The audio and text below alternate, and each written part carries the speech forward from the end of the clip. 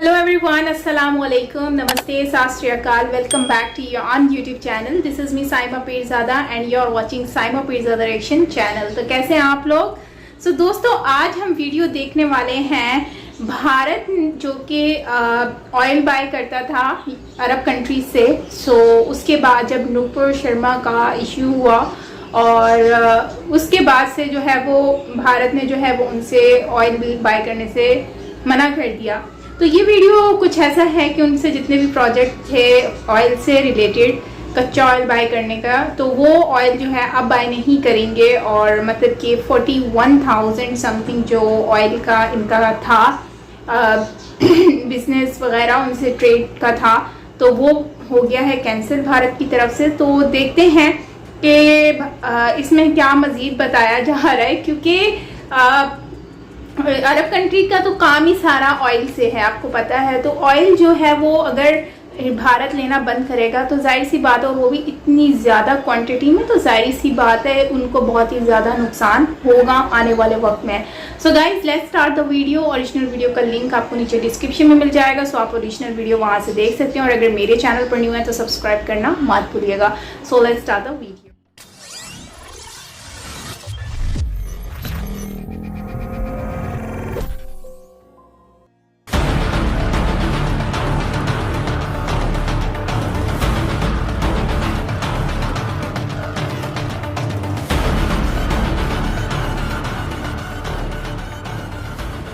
नुपुर शर्मा के विवादित बयान को लेकर जिस तरीके से अरब देश भारत को घेरने की कोशिश कर रहे हैं, एक बयान को मुद्दा बनाकर भारत को घेर रहे हैं. अब इसको लेकर आपको एक बड़ी खबर बता दें. दरअसल पीएम मोदी ने ऐसे देशों को बड़ा झटका दे दिया है जहां से कच्चा तेल भारत में आता था. जी हाँ, इस वक्त की बड़ी खबर आपको बता दें कि जिस तरीके से अब वो लोग सवाल उठा रहे थे कि अरब देशों से अगर कच्चा तेल भारत में नहीं आएगा तो भारत तो भूखों मर जाएगा, भारत बर्बाद हो जाएगा, उन लोगों के लिए बड़ी खबर है. दरअसल 41,000 करोड़ का बड़ा झटका ऐसे देशों को पीएम मोदी ने दिया है.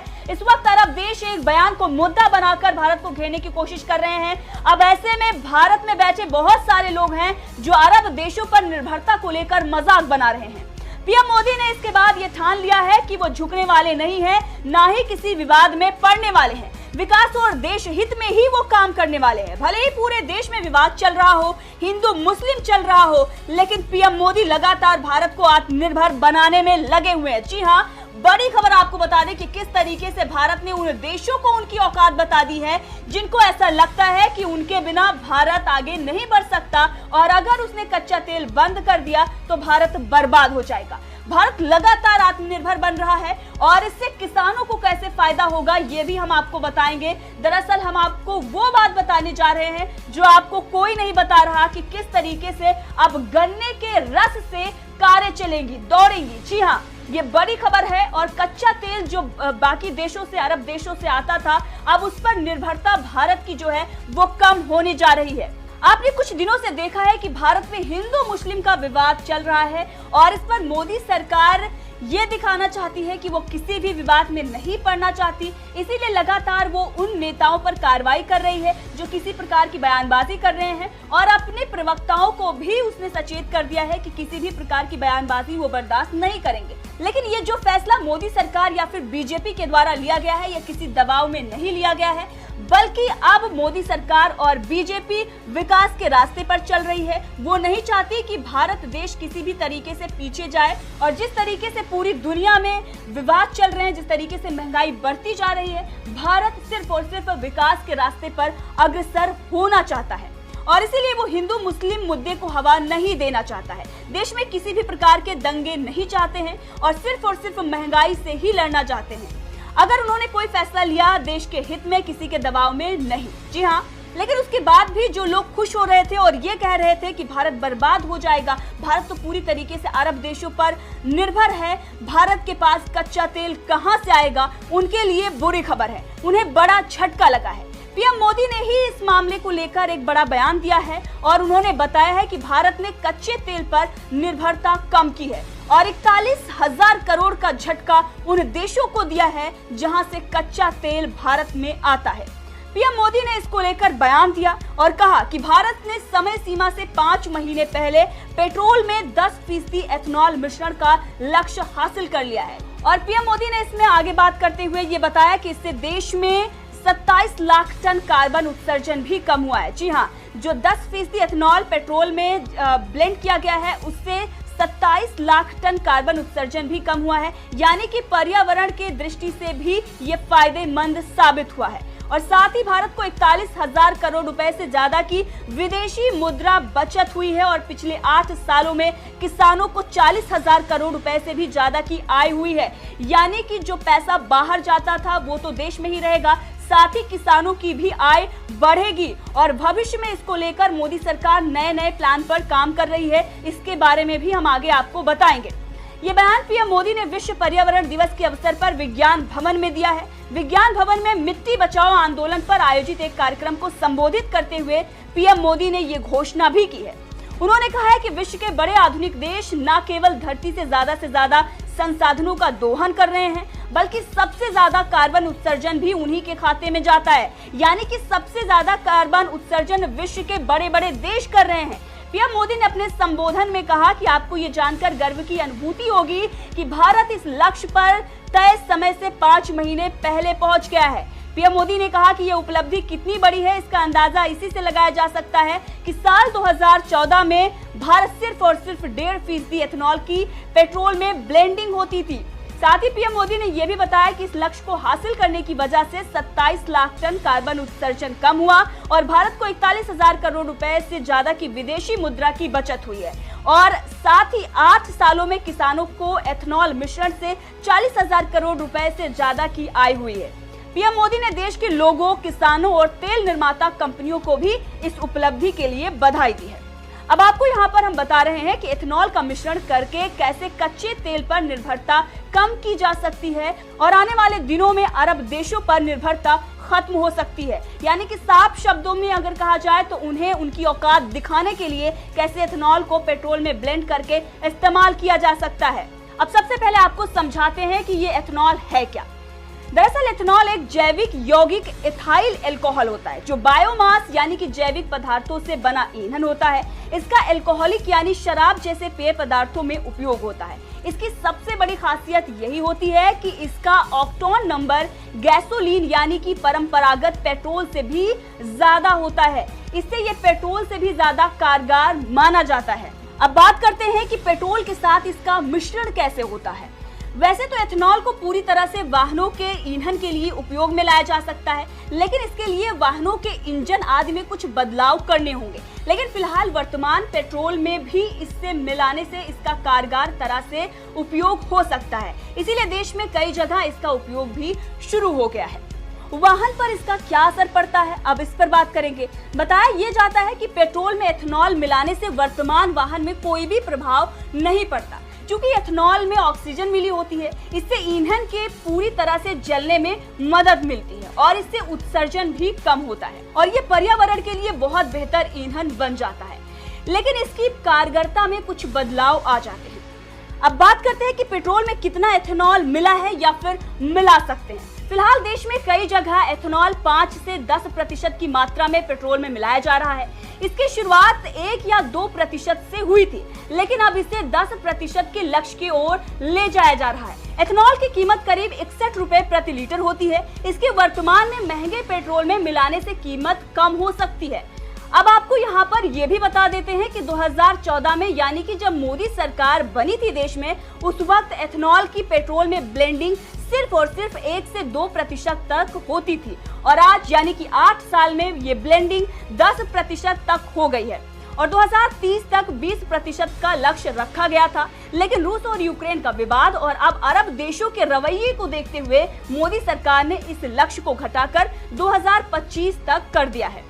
अब सवाल आपके मन में ये उठेगा कि आखिर ये इतना वक्त क्यों? तो आपको बता दें कि इस मिश्रण के इस्तेमाल के लिए अनुकूल कारें चाहिए होती हैं और 2003 के बाद की जितनी भी कारें हैं उसमें 10% तक का एथेनॉल चल सकता है, लेकिन 20% के लिए उसके अनुरूप कारें बनानी होगी, यानी कि इंजन में कुछ बदलाव करना होगा और इसके लिए कंपनियों को सरकार ने एडवाइस भी कर दिया है। इसके लिए 2023 तक जो कारें आएंगी वो तैयार रहेंगी।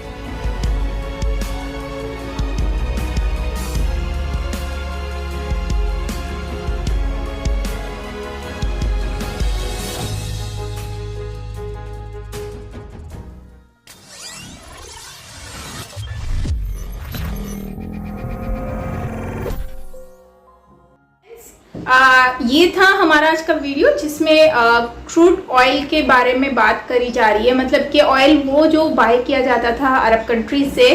अब इससे पहले अगर हम देखें तो अरब कंट्रीज को तो फ़ायदा ही इसी चीज़ से हो रहा था, और अगर सोचो कि अरब कंट्रीज़ के पास ऑयल नहीं हुआ तो उससे कितना ज़्यादा नुकसान होगा अरब कंट्रीज़ को।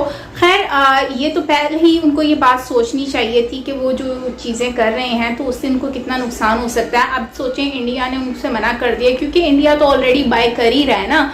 आप रशिया से देख लें या दूसरी कंट्रीज से, तो उनको तो उतनी नहीं है, और दूसरा फिर जुगाड़ भी अपना वो लोग कर ही लेते हैं।